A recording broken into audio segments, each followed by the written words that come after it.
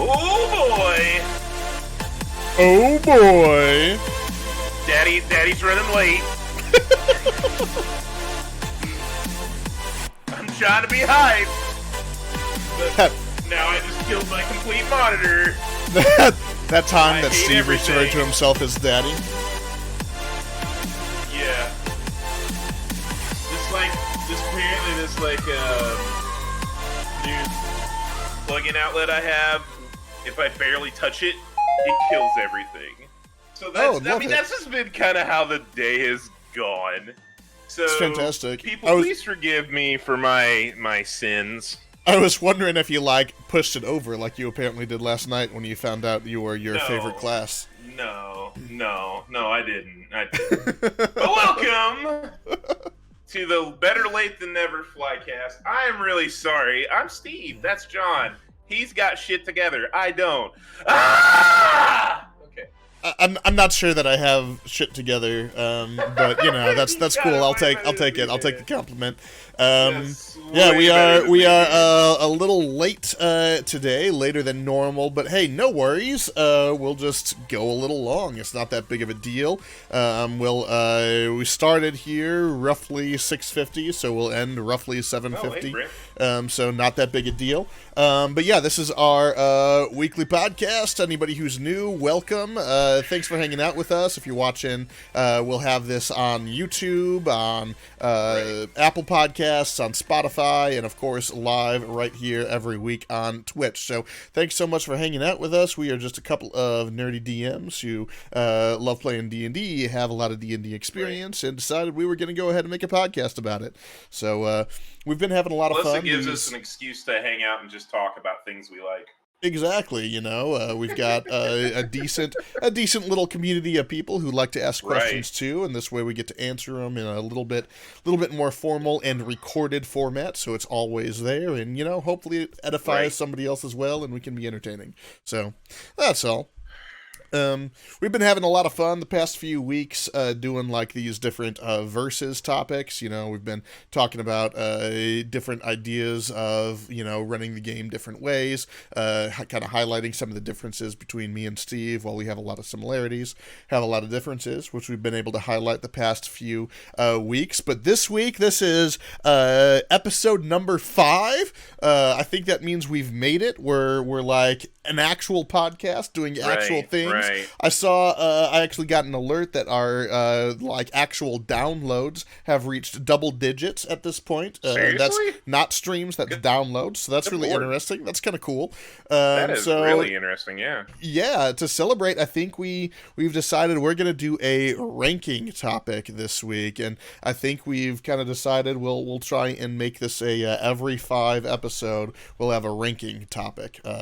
And I mean, there's no shortage of things to rank in D&D, but for starters, we're going to kind of flip the script on its head. We've been talking from a DM's perspective a lot, and this one will really end up talking more from a player perspective, as we are going to be ranking our favorite classes to play in D&D, starting with number 12 and working all the way up to number 1. So we are excluding homebrew classes. We're excluding the couple of kind of official adjacent classes, right? Like the Artificer is an official class, but we're not including that one because, to be honest, we have very little experience with that class, so it really wouldn't be fair.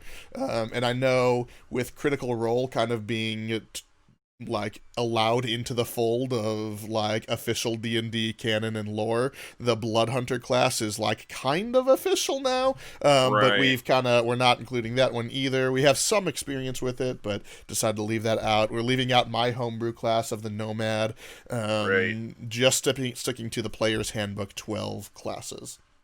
So that's our topic for today. We'll go ahead and chat about that for a little bit, take a break, then answer some questions. If you got any last-minute questions, you can drop them in our Discord or, of course, live in chat. We'll try and get to those as well. But without further ado, let's talk some classes, huh? Oh, boy. Oh, boy. You know what? Boy. I was gonna go ahead and give my number 12 first, but I feel like I feel like we're gonna let Steve go ahead and blow off some steam. Those of you who have been around for a little while, I think you know what his number 12 is gonna be. But I want to preface this real quick. Speaking for me, anyway, even my number 12 class, I still can have a lot of fun playing. I think all the classes are great. You can always this is have just fun my playing a this is just class. my ranking. I think Personal Steve would mostly preferences. agree with that statement as well, except I think he legitimately despises his number 12. So, without further ado, Steve, what's your number 12 class? Every true wizard hates you guys, you fucking sorcerer bastards. You break the rules. You don't study your spells. You just like wake up one day and be like, oh, I'm a draconic bloodline. I can cast spells. Guess what, fucker? I can do it twice. Fuck you! I read my spell book. I spend all sorts of money on spells. And you just wake up and go, yeah, I can cast a spell. Yeah, fuck you. So that would be Sorcerer, is number 12. I would give a little bit of a rebuttal right here, but I think the best way to play this is to just let you speak, and then I'll give my number 12, and we'll keep going. And the rebuttal will be when I get to Sorcerer on mine. I will probably address some of what you said, and then I'll tell you kind of how I feel about the class as well. So we'll both get a chance to tell everyone how we feel about the class without like talking over each other. So, did you have anything else that you wanted to say about sorcerers? I will say this, like sorcerers in general, and this is just, again, this is personal preference and what I have played, because I personally tend to drift towards certain classes. That's just me. That's personal play style. Yeah. And sometimes I'm not even able to play some of the classes just because I'm the, hey, what do we need at the table, guys? And that's me. I try to fill. I like to fill roles. That's how I feel important. But I've seen good sorcerer play, and it can be amazing. I mean, I think one of my favorite things about the sorcerer is Grady saved my wizard's life because he played it so well. So I can't completely knock it. Right. I can't completely knock it. It's just more of a personal preference kind of thing for me. So for sure. That's my good take. My number 12, again, I want to preface this by saying I like all the classes, but my number 12 is Barbarian. Wow, really? Yeah, I've got like some notes to kind of like remember where it was coming at when I put this list together. I think Barbarian can still be a ton of fun. I think there's a lot of flavor baked into the Barbarian class already. I even wrote down it's more flavorful for sure than the Fighter. I think it's more flavorful than the Paladin or Ranger even as well. Like there's a lot that kind of comes with the class, which I think is really cool. The subclasses can make it feel really diverse, which I think is really interesting. You know, it is kind of difficult sometimes for the Barbarian to escape the stigma of big dumb oaf. I think I think Grog in Critical Role lent to that quite a bit, and that's not his fault. It was a very fun character, but everyone sees that and they're like, "Oh, that's what a barbarian is," and that's just not necessarily true. Right. Yeah, like you can play a barbarian that way, or you can really like have fun with it. I know, you know, Jordan played a fairly intelligent barbarian at one point, like who was really in tune with. He played one that was really in tune with the nature side of things, which I think is really cool, and then another one that did the whole ancestral guardians and was basically a support character, which is really cool as a barbarian. So I think there's a lot that you can do with them, but honestly, when it comes down to it, like I'm thinking about this mechanically, they're not as strong as fighters. A fighter is a much better damage dealer than a barbarian is. They do a lot less damage than a paladin or ranger. Those two will do way more damage than a barbarian ever will. Right. And then they can be a great tank for sure, but honestly, a druid can go toe-to-toe with them as far as tank goes. Paladin or fighter or cleric, while maybe not as good of a tank as a barbarian is, are still really good party tanks. So I think there's a lot of flavor in the barbarian class, which I really appreciate, but it also kind of pigeonholes you into pretty specific ways to go. And honestly, I think other classes do what they do better for the most part. Rage is cool, but Rage is cool. Yeah. That also does kind of pigeonhole you, right? It's called Rage. I didn't think of it that way. Yeah. But it's like the ability is called Rage, so okay, like I get angry, but what if you don't want to play it that way? You don't have to, but like it kind of forces you that way to a degree. I don't know. Right. That's why I put Barbarian as number 12. I don't hate it, obviously. Okay, I respect that. Yeah, I respect that though. Yeah. I guess it's unique because I don't think we've ever talked about it before like that, because I know we both tend to drift towards certain classes, but I didn't really think of it that way. Maybe because like I considered it, maybe sometimes I like that pigeonhole role, I guess. Yeah. Like if I'm going to be joining a buddy's one shot, like if I'm going to be joining Adrian or if I'm going to join Billy or something, what's the easiest thing I can roll up real quick other than a fighter?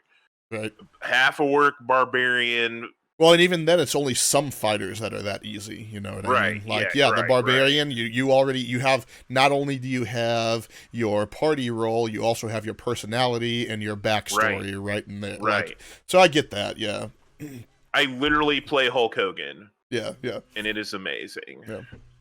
I think they wanted to trade in my Dash character for Hulk Hogan at one point. They liked Dash too much to do that, but they really enjoyed Hulk too. Number 11, go for it. Warlock. Ooh, okay. And this is really, I have nothing negative to say other than I have 2 spell slots and just lack of experience playing it. Now, I will add the caveat that it is cool. You get those 2 spell slots back at a short rest, and you always cast them at a higher level. But it is a D8 hit die. Mm-hmm. You're completely charisma, dependent. So you gotta hope when you first roll it up that you roll every other stat stupid high.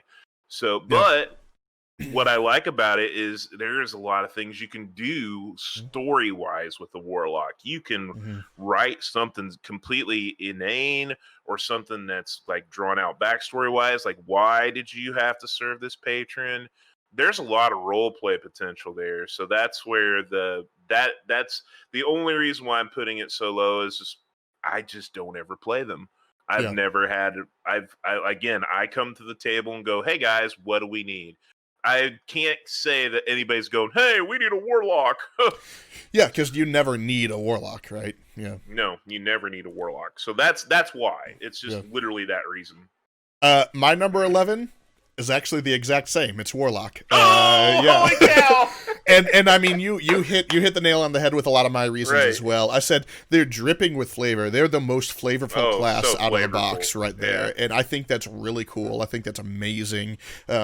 I think there can also be a decent amount of diversity amongst Warlocks also, especially with like the Hexblade giving you a completely different way to play that class, which I think is interesting. But yeah, I mean, you hit the nail right on the head.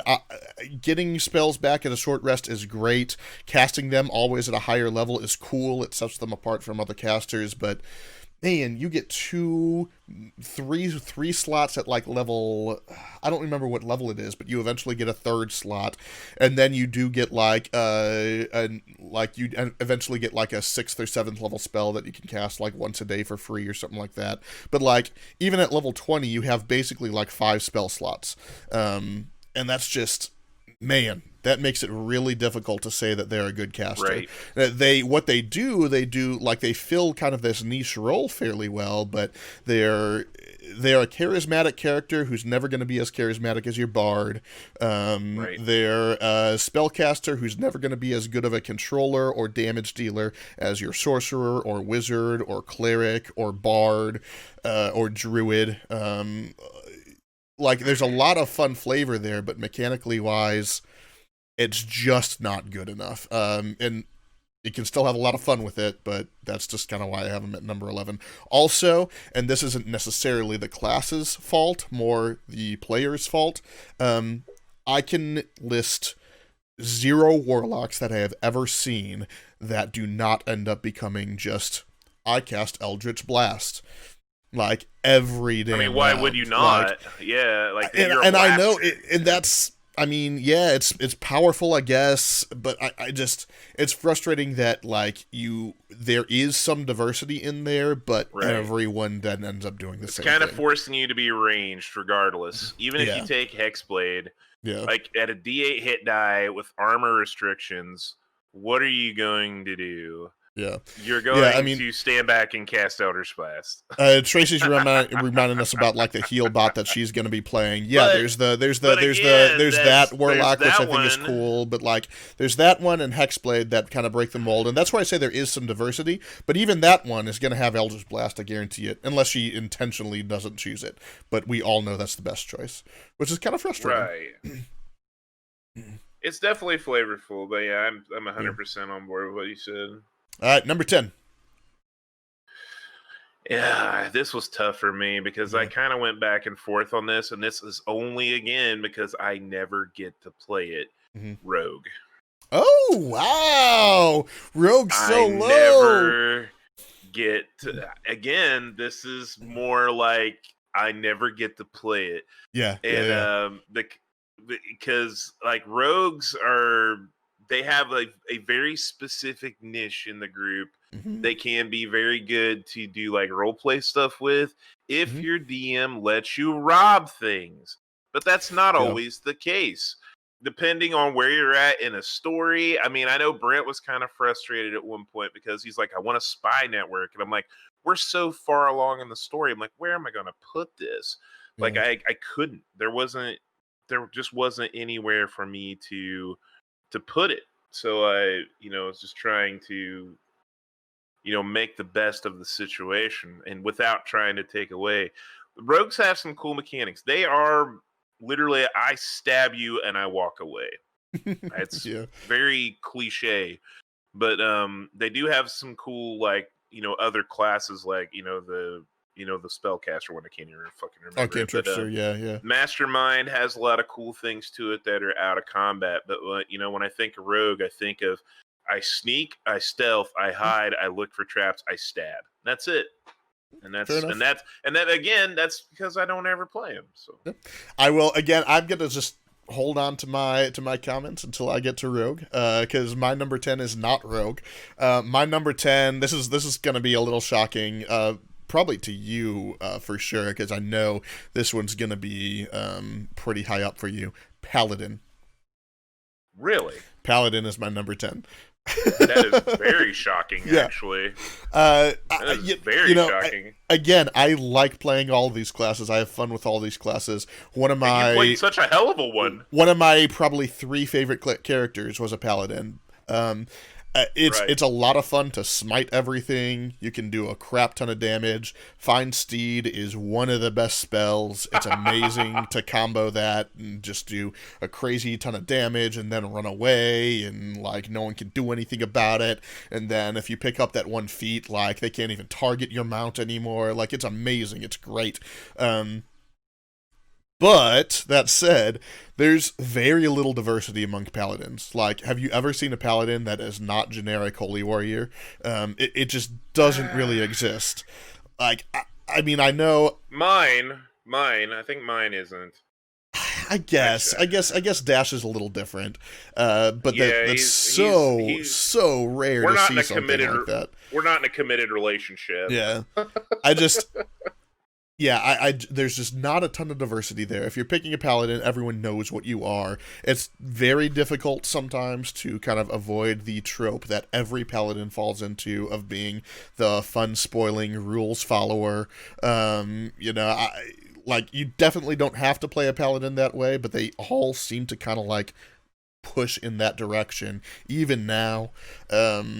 I mean, still, a creative player can still have a lot of fun. Exactly. There's a lot that you can definitely do with them. I certainly had fun with mine, but it's just I've never really loved the holy warrior aesthetic, and that's exactly what the paladin is. So it's just Right.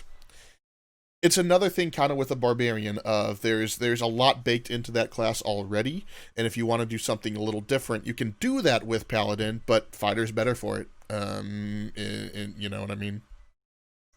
Yeah, I do. I do get that. Number 9. This might shock you too. Monk. Okay. And I feel the like Monk reason gets kind of why, forgotten about a lot. right, exactly. I played a monk once, and I got him killed twice. Twice, yeah. And I think for a D8 hit die for somebody who needs to be Yeah. right in the mix of it, you're That's gonna fair. go down pretty easy, especially at low level. And the only way you can get out of that is to use one of your valuable key points instead of using The it step for of the the wind damage back, yeah. to get out. Yeah. Exactly. So if you're looking for anything, a rogue to me honestly would probably fit that role better. I think I probably should have switched these around a little bit, but like I had this cool idea for a monk that, Kensai monk that used a long sword, which we just, katana, Mm-hmm. and it was really cool. But if I would have known better at the time, I would have made a samurai fighter, because I mean Yeah. believe it or not, that D10 versus that D8, and being able to wear armor sometimes can really make or break you. It just, unless you just roll like you got a 20 dex and you just are not in as many combats, or not like surrounded by things that are gonna make explode and go boom boom. But that's just me. It feels like it's just kind of typecast in that way. Is there can be some, like cool stuff to where you can, really work with it. Mm. But again, for me, it's just more about flavor. I like playing monks in one shots because I can do different things and try different roles. So Yeah. Yeah, that's actually really interesting because you have played a monk multiple times in one shots. yeah, and So yeah. again, it's like you said, it's not that I don't enjoy it. Right, It's, right. it's Yeah, not something's something got to I take the normally slot. can Yeah, do. exactly. Right, uh, right. my number 9. I haven't played one of these in a campaign yet, so maybe it's a little unfair. But my number 9 is a ranger. Really, wow. I get that though. Yeah. I think part of it, like, well, a big reason that it's so far down is the Beastmaster is still broken, and they haven't decided to find any way to try and fix it. So, like I said, they're a lot better than advertised, because like there was, I don't think they have this stigma as much anymore, but especially like up until a couple of years ago when there started to become some better UA options, and then Xanathar's came out, and now Tasha's. There was kind of this prevailing thought that Ranger is by far the worst class and no one should ever take it. And I think that's unfair. Rangers can be really cool. They can do a ton of damage. We found that out. Holy Oh crap, my they can do a lord. ton of damage. But, Xanathars and Tashas both help the versatility factor, but there's not a ton of diversity or versatility in just the player's handbook Rangers. And then, again, like Tasha's and Xanathar's help, but you still kind of like this foresty guy, and it's kind of baked into that class. It's another thing that's kind of one of the things that takes me away from classes. There's kind of a theme here, right? Barbarian, Paladin, now Ranger, they all like, Right. whenever you say those classes, you instantly have an idea of exactly what it is. And obviously, as with any class in 5e, you can break the mold and do something different, but those 3 classes specifically, and I think Monk's another one, which we'll get to in a little bit here on my list, but like, you say the class, you instantly have a picture of what that character is going to be, and it's kind of hard to break that mold, I feel like. Right. Now, that said, like I said, they can do a ton of damage. I think it's really cool. Beastmaster's still broken, but some of the other subclasses are a lot of fun. I really, really like the Horizon Walker from Xanathar's. I think I don't think I've read that one yet. That's the one who they can teleport a little bit. Like their whole thing is like guarding like the border between different planes of existence and whatnot. It's pretty cool. Ooh, that sounds cool. Yeah. But like it's so I really like that one. I want to play one of those at some point. But yeah, part of my frustration with Ranger is still that Beastmaster. If you take Beastmaster, you're basically 2 levels lower than the rest of the party. Like always. That's like, what it feels like. crazy. And plus, like they take away your extra attack too to give it to the beast. Yeah. I'm like, where's the fun in that to me? I'm just Yeah. like, I might as well play cleric with a spiritual weapon. Come on, man. Number 8. Again, this is just something that I it's on my list to play. Actually, though, this is what I think I want to make my next character. as a druid. Okay, And, yeah. And it's mainly just I have nothing negative to say about a druid. They can be great casters. They can control the battlefield. I've got one of my players on Sunday who plays one, and his go-to is basically just creating fire and throwing it. That's his produce go-to. flame. And then and then he'll call lightning. And he doesn't. And even though he took Circle of the Moon, I think it's just because he's like a newer player. Mm-hmm. He probably would have been better with like land one, because that was the spellcaster one like you played. But I would probably want to go Circle of the Moon just because it'd be something different, because I do play caster. So I would like to change into animals and stuff like that. I think, and let's be honest, if you do get a druid high level, forget about it. It's just ridiculous. You drop that form, I'm going to bonus action change back into another form. You know, unless you find some way to negate that magical effect, it just kind of is what it is. They can tank because they can change shapes. They can do damage because some of the shape changes just do tons of damage. They can heal. Man, they're just very versatile. So that's the only reason why it's so low is just because I never got to play it. So. Yeah, I haven't played it much. What can you do? I mean, we're almost halfway through the list, so we're going to start hearing more positives than negatives, I feel like. So that makes sense, though. Yeah, and I would have had, before I played Nameless, I would have had Druid probably at number 12, to be honest. So I believe it. It's one that I feel like just doesn't get a lot of love until you experience it. Nameless was so cool. Like he's still my favorite character. He did change shape. He did change shapes occasionally. Yeah. He made some cool plays being a panther, and then cast his magic stones and chucked them at people. It was pretty funny. Yeah. My number 8 is Cleric. I've played a Cleric before. Really liked my Cleric fighter combo. That was my favorite Cleric. My biggest issue with Cleric is I've never been, kind of like I said with Paladin, I've never been a huge fan of the whole Holy Warrior aesthetic. And Cleric even more so than Paladin, they have to be like, because a Paladin is just a zealot, but a Cleric is like a devout member of the clergy, right? Devout. And that's... Yeah. Like, I can do that, especially being, like, in a fantasy world, I can be like, okay, in this pretend world, these gods exist, so this guy is a devout member of this god, like, follower of this god, but, like... Right. There's still something weird about it to me sometimes, which makes me just kind of initially draw back from the class. That said, especially in 5e, clerics are great. They're way more diverse than you would think. The general idea is they're a heal bot, but that's just not the case. You can play them that way. You don't have to. There are so many different domains. There's like 10 domains at this point, and each one of them drastically changes the way the character, the cleric plays, right? A war cleric and a life cleric are so different, and then throw in a trickster cleric or a nature cleric, like a light cleric. Yeah, a light cleric, you're burning people. Like, it's so crazy. Yeah. Like, there's so many different things that you can do. A cleric can be a fantastic control character, a great support character, a great tank. They can do a good bit of melee damage. Like, they're so diverse. And this is, like, we're going to start to see that a little bit more on my list. Like, the diversity of things that you can do as you get closer to number 1 is just like, yeah, that's what I love about him.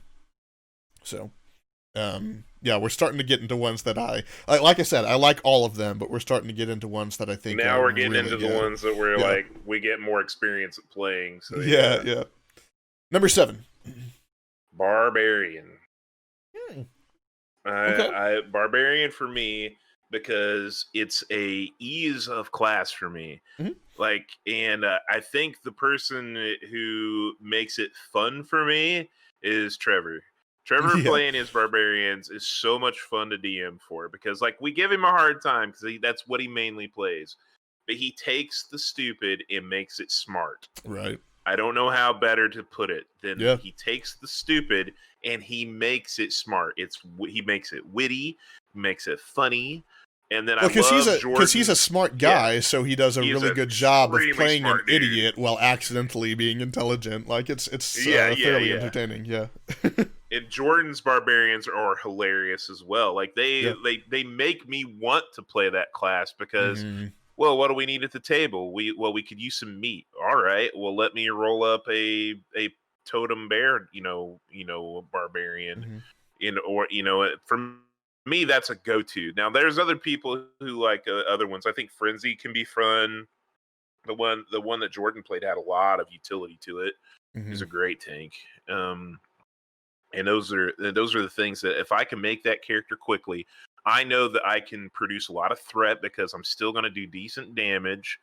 I'm probably going to carry a great sword or a great axe. I'm going to hit hard, and I'm also going to be able to, like, I think one of the cool things I did as why I played my NPC is I took Megan, John's wife, and I knew she was going to start failing death saves. I climbed up there and I literally used my strength to like chuck her. Yeah. Yeah. I literally chucked her away, and then I took the spot because I'm halving the damage. Mm-hmm. So, those are the kind of roles that I can really get into because I feel like I'm being useful for my team, not just me. So that's why I picked, Barbarian. It's an easy class for me. That makes sense. And I also like what you said about how, like, you can, like, despite the fact that the class might not necessarily lend itself to like a wide diversity of roleplay options, like, you can make that a lot of fun. That's a great example of, like, a player doing a really good job with the class, despite the fact that the class might not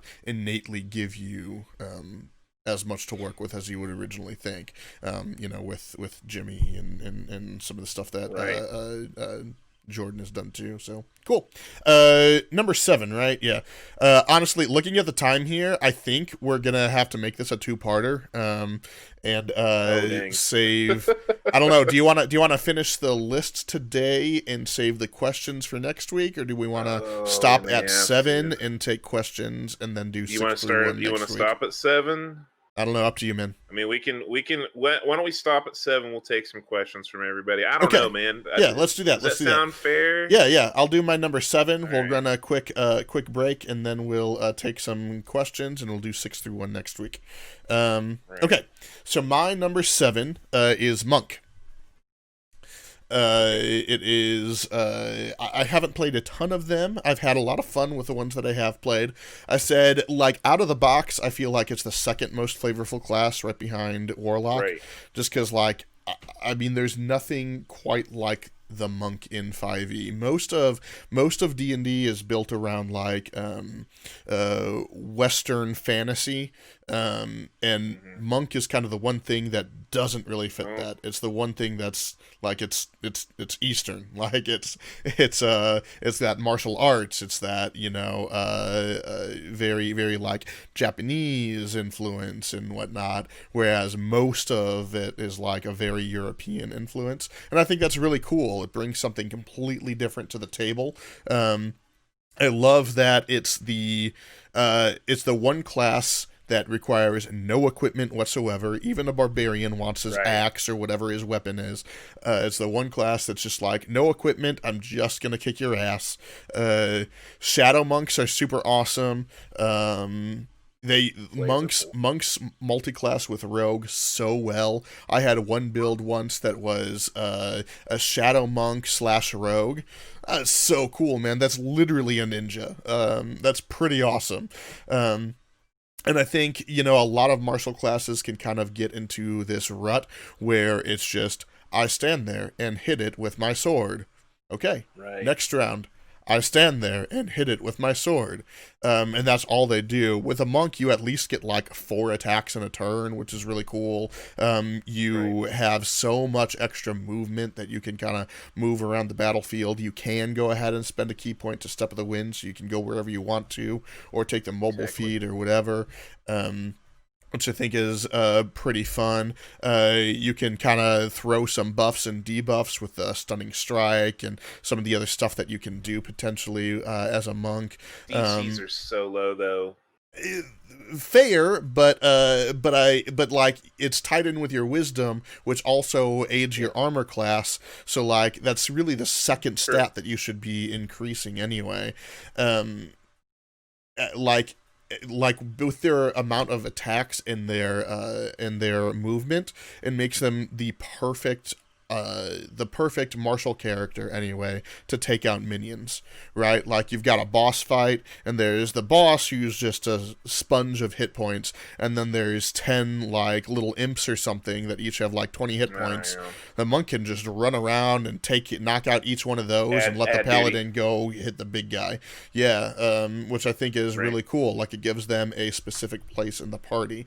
So I think there's not as much diversity as I would like to see for a class this high up on my list, but I also think they innately are more fun than your standard I stand there and hit them martial character. So that's where I get monks there.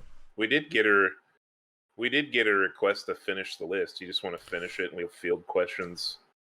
Sure. Let's finish the list then. Hey, chat says finish the list. We're going to finish the list. Why not? Finish it. Number 6. Right. Cleric. Okay. I personally like cleric from the standpoint if I do want to be a heal bot, I'm the best. I legit have fun playing a healer. Only in Dungeons and Dragons. Don't you at me at MMOs. I will tell you no. I'll be like, yeah, no, you can go get wrecked. But Grendel was probably my favorite cleric. Because like and this was like where you talk about where you got this niche character, but I took it creatively and be like, oh, I'll heal you. I'm going to swear at you. I'm going to like jerk it in the corner. I'm going to drink lots of booze. But I loved playing this devout cleric where all I talked about was more than this, more than that. I healed you. It was funny. I would get mad if you tried to bring another god into the conversation. I would hit you and do no damage, and I just completely miss. And for me, it was just like I got to tell this really cool story about this angry jerk dwarf man. But when it came to the like, you wanted him in your party because like I'd get to the point where I would divine intervention, and I could bring you like that. And, you know, now the only thing frustrating about it was like if I did want to do damage, I felt like I had to expend more spell slots to do so. But like to fill the role that I wanted to play at that particular point, Grendel was a lot of fun. Forge was fun, but he wasn't doing what I wanted to do because we were trying that new thing at the time and it just didn't go anywhere. But I feel like that's my 6th. And it always has a special place because your cleric was my favorite. I'm biased. That's fair. I did like him, but he was also multi-classed into fighter. That's why I don't care. He was still my favorite. No, I mean 6 through 1 is pretty difficult. Like the whole list is difficult, but we're starting to get into categories where it's like there's not a whole lot negative to say, but so it's kind of hard to rank these. But my number 6 is Druid. I can see that, yeah. They are hands down the most powerful class in 5e. It's just that simple. A level 20 druid is basically unkillable.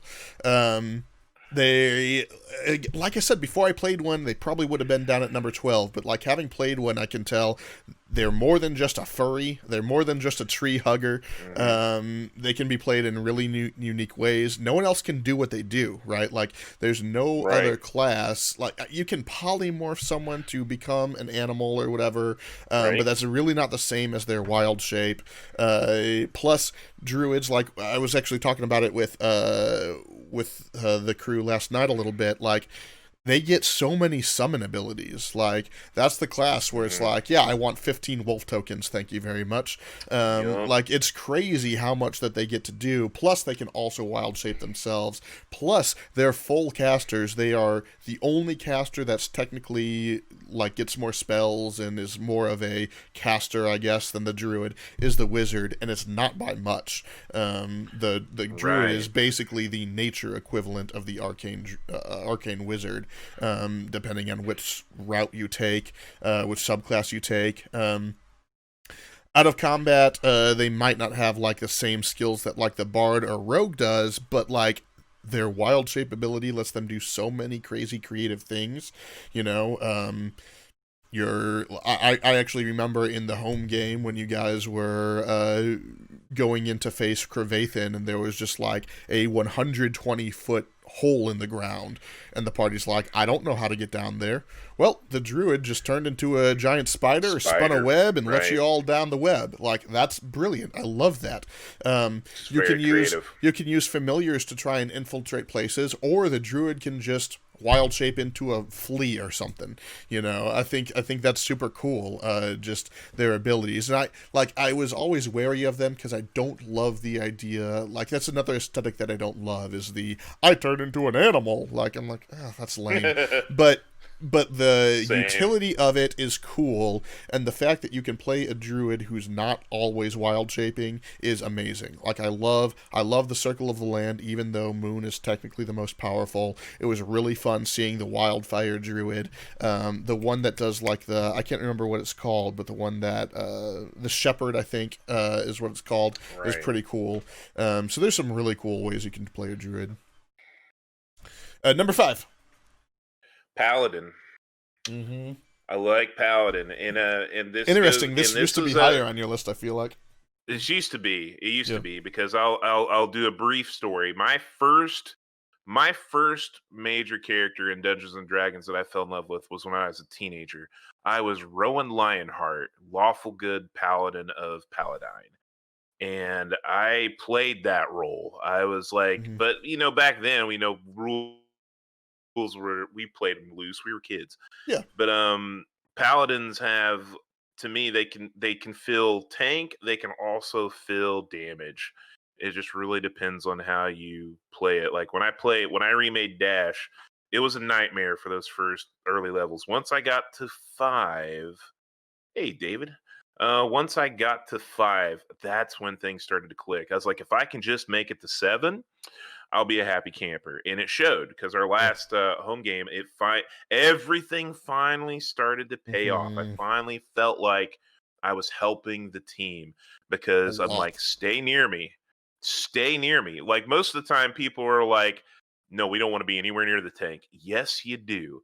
Because I built this guy, not only like I'm resistant to all spell magic damage. If you're within 10 feet of me, so are you. Hey, you also get my +3 to my saving throws because of my protection aura. And then I can also smite if I need to. So, like, particular class is right up my alley and believe it or not, from a utility standpoint, from the Oath of the Ancients, because I like utility. I like being able to affect the battlefield. I can heal people. I've brought people back up. I mean, God, how many times have I brought Megan up now? Zap, lay on hands. The negative is lay on hands is an action. True. But Mutt played a Vengeance Paladin, and that was a fun flavor. One of these days I want to play the other one. Was it Protection? But we'll see. I mean, there's so quite a few. There's quite a few now. The ones. I played the one. Gareth was fun. Yeah. Oathbreaker was a blast. I loved Oathbreaker till I died. Yeah, that's one of my drawbacks to Paladin is the Player's Handbook one. Ancients is a little bit different, but the Player's Handbook ones just all seem fairly similar. Right. But they've started to get more diverse now, and yeah, I mean, I never really gave Ancients much of a look, but it's been really interesting to see. It's so clutch. My number 5, we're going to go ahead and keep with the martial theme. My number 5 is Fighter. Really? Okay. Which I feel like a lot of people would have Fighter quite a bit lower, just because it is the boring class, right? And honestly, when I first started playing D&D, I'm like, what the hell kind of class is Fighter? Like, I'm the fighting person. That's so weird. Everyone fights. But like it comes back, like it starts with way back in like pre-first edition. The rules were like, you can be a magic man, a cleric, or a fighting man. Those are like the 3 classes. It's like, oh, okay, that's really interesting. But like, like when I first started, I'm like, shouldn't they be called like warrior or knight or something like that?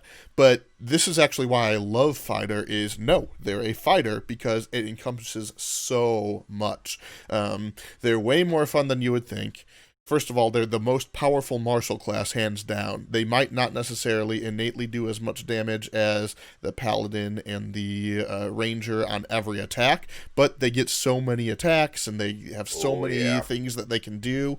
But the best thing about the fighter is that there's just so many ways to play, and this is where like the diversity that I was talking about comes in. Like, a fighter can be, the first thought might be a medieval knight in heavy armor with a great sword, but they can be an eldritch knight, which is my favorite subclass in all of 5th edition, who's, casting spells and wielding their sword in the other hand. They can be a field general who's manipulating the battlefield as a battle master with their maneuvers and whatnot. They can be a dex build who's dual wielding, or an archer. They make great archers. They can be a glaive or pole arm wielder. They can take the pole arm master feat and or sentinel and just completely change the way combat is run just because they have that extra reach there. There's so much that they can do so well that I think is amazing. And I also love that, like, the way they're written in 5th edition, like, the initial blurb can feel kind of bland. It's just like, well, anything goes. But I love that it also makes them... Well, I love that it makes them a blank slate, kind of. The subclasses give you some flavor to work off of, but I love that innately there's not a ton of flavor, so what you can do is come with any character concept you can think of and skin it onto fighter, and you can do it. You can't necessarily do that with barbarian or paladin. Like, they kind of have to find a way to, why is it that I'm a holy warrior? Why is it that I'm like this savage or whatever?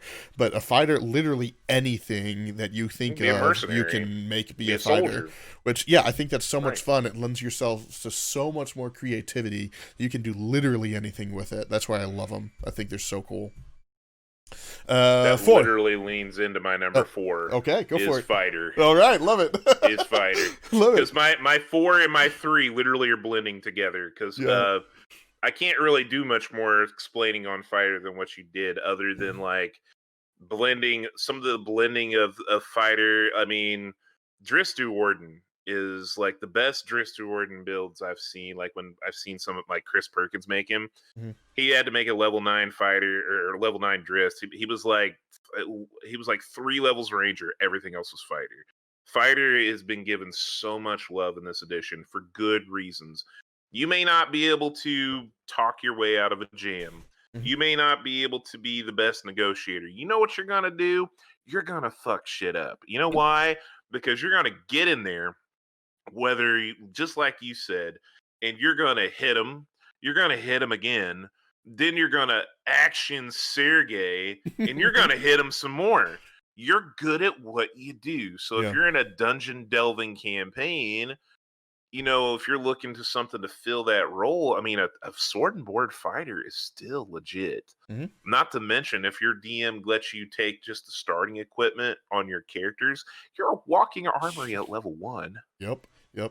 And that's like everything we've talked about is not to say we didn't even mention like all the subclasses. Like that's where you start to really discover who your fighter is. Are you a cavalier or a samurai or an eldritch knight or a battle? Like there's so many arcane archer. Many. Like there's like that's where it starts to get super diverse, and it's so cool. I love it. Yeah.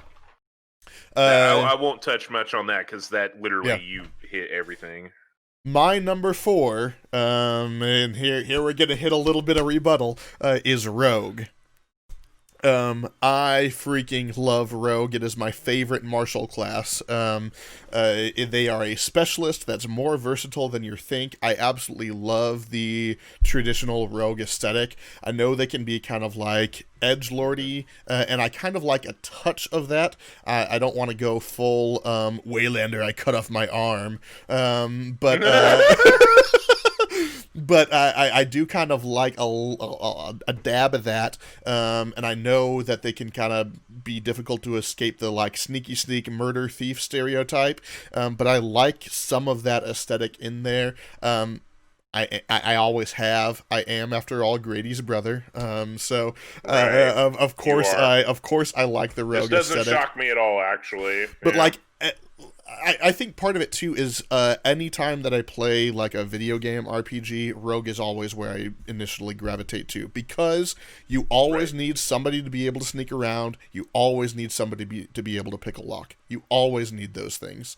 And generally, like a party-based online game, like a party-based computer game or whatever, they know that you're going to need some sort of spellcaster, so they give you that. They know you're going to need a tank, so they give you that. They don't always give you the rogue, so I always take that role.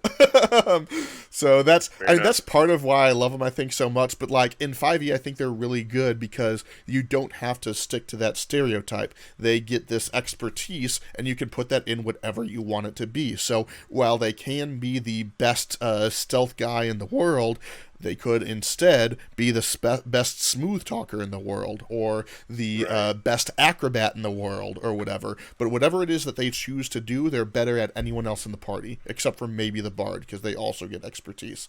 But I love that. I think it's really cool that they, rather than making the rogue just the sneaky guy, they make the rogue the specialist who's really good at what they're good at. Which I think is really fun. I also love sneak attack. I think it's a really fun way to maximize damage, and when you couple that with their cunning action, it gives them something more to do in battle. Again, martial characters can run into the problem of, I run forward and hit the thing with my sword. I stay here and hit the thing with my sword. The rogue, due to their low hit die plus their maneuverability, the best way to play the rogue is I run in, attack, disengage, and move out. You're always taking into account the rogue's movement, which gives you an extra strategic thing to do. And yeah, it gives you an extra. But if you're using the bow, it's I take an attack, I move, I try and hide, I take an attack. So you're always trying to use that movement and do something more strategic on the battlefield than, the paladin who's smiting things is. Exactly.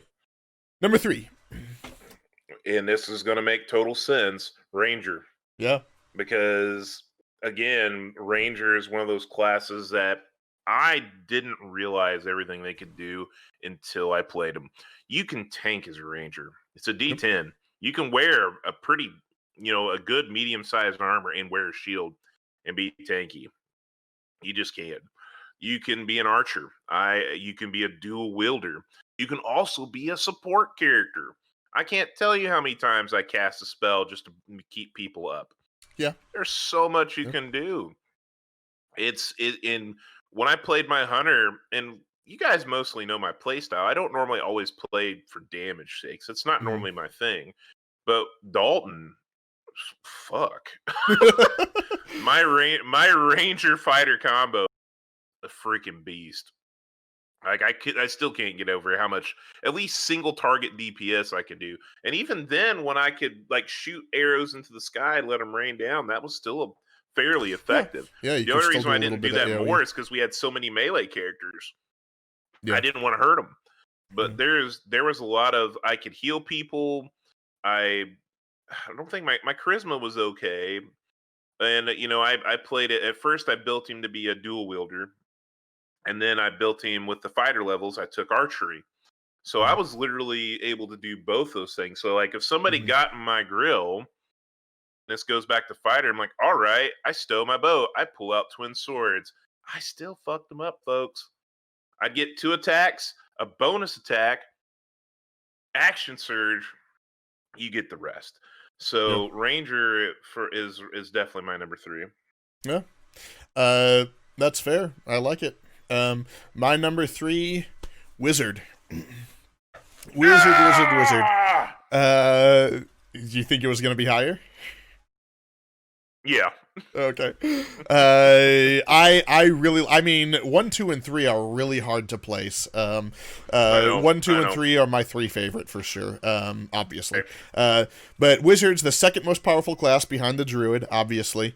But they just got this crazy pure magic ability. No one else has as large of a spell list, unless you count the Bard's Magical Secrets feature, but like just actual spell list. The Wizard list is like twice the size of most other classes subclasses. And the rate at which wizards learn spells for free is amazing. Like, they start out with 6 and then learn 2 more every level.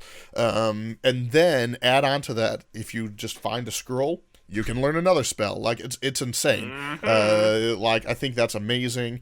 I think the only drawback of Wizard is that they're not the most diverse class.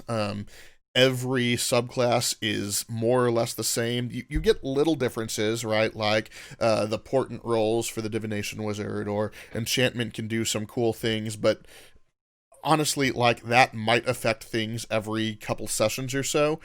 Whereas most other classes, like, your subclass affects the complete way that you play the class. Wizard subclasses are like, well, every wizard's going to be the same. It's more what spells you take that kind of naturally separate the two, and like 2 wizards, in my opinion. But that's really the only drawback. I don't have much else to say. They can be great support characters. They can be great control characters, which is where I think they're at their best.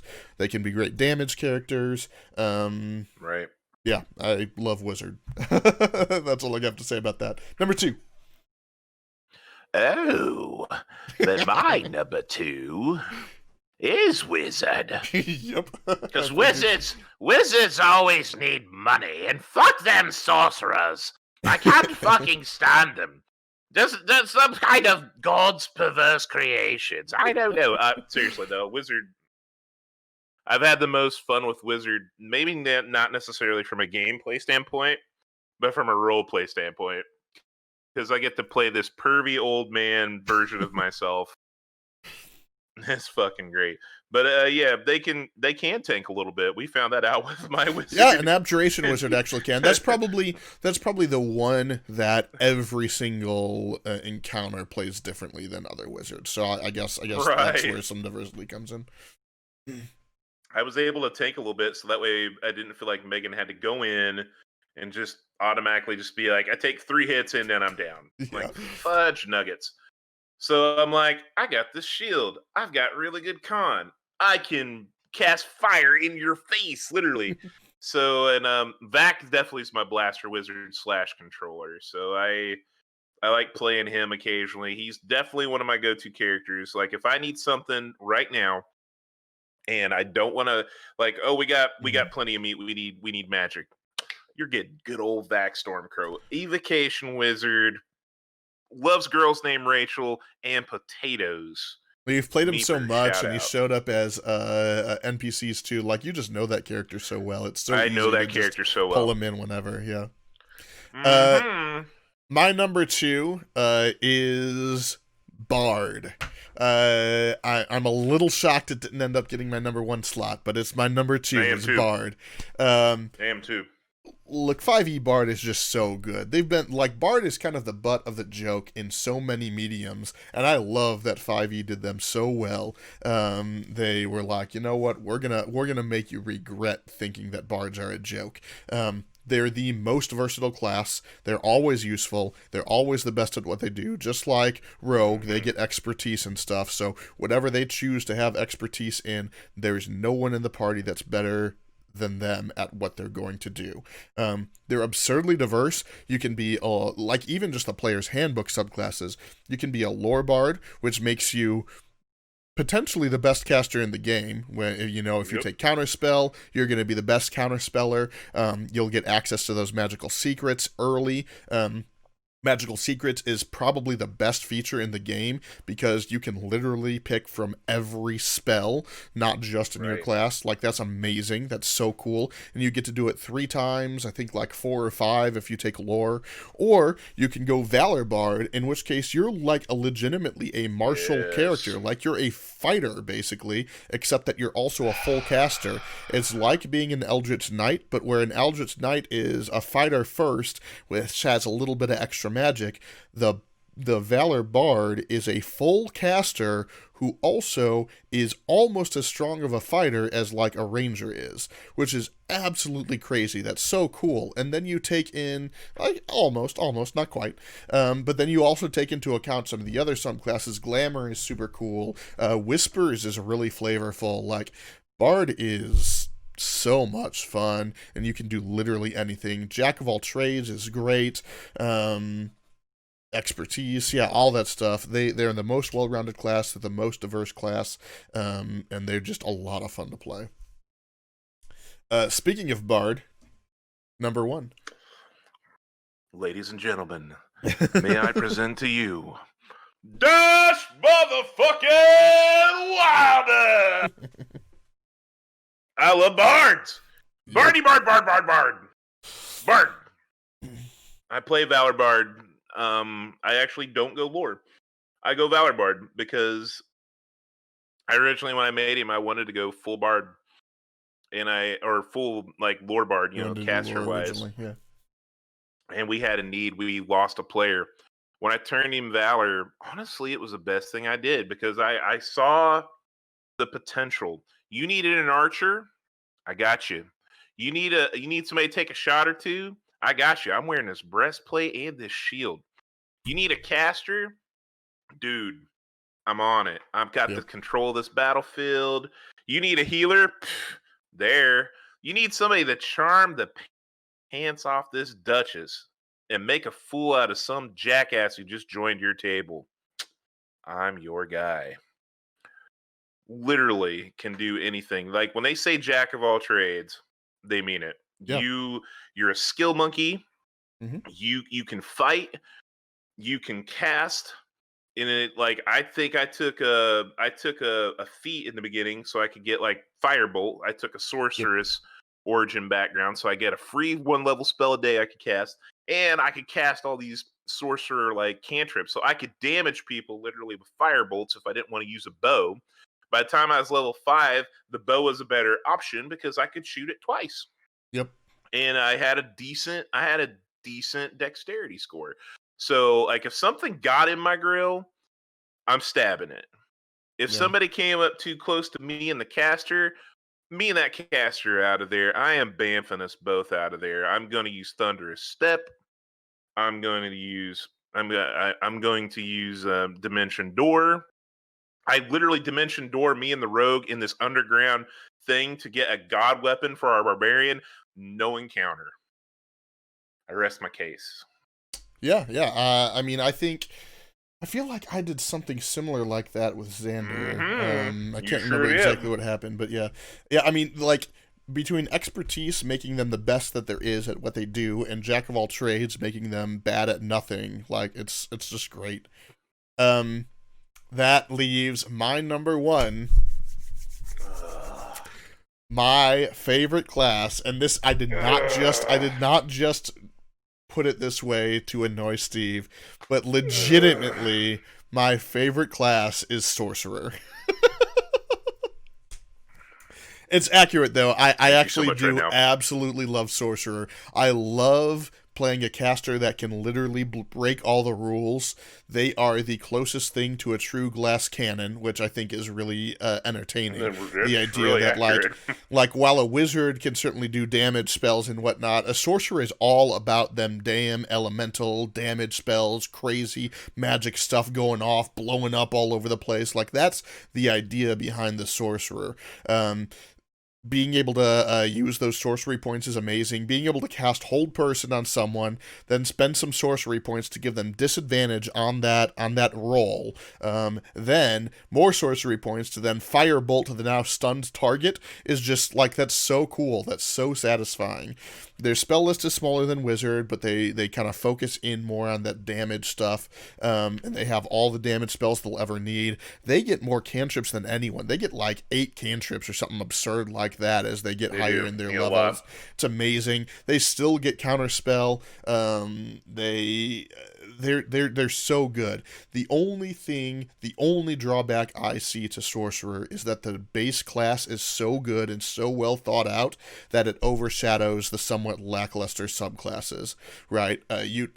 Draconic Ancestry is kind of cool because you get better. Divine Soul can be good. Yeah, Divine Soul's good. Draconic Ancestry is kind of cool because like you get a better AC, and you kind of like get a little bit of flavor in there.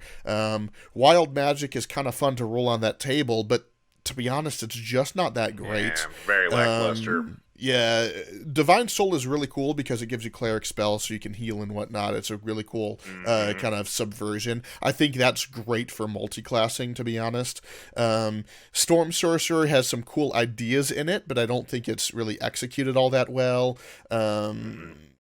You know, some of the new ones in Tasha's look kind of cool. I haven't seen them played super well. But, like, honestly, all of those subclasses are super secondary to just the sorcery point mechanic. I think it's the coolest, most fun mechanic in the game. Points is where it's at. You basically never run out of spells because you could just make more with your sorcery points, or you can sell a spell to create more sorcery points to then continue to break the rules and piss off your DM.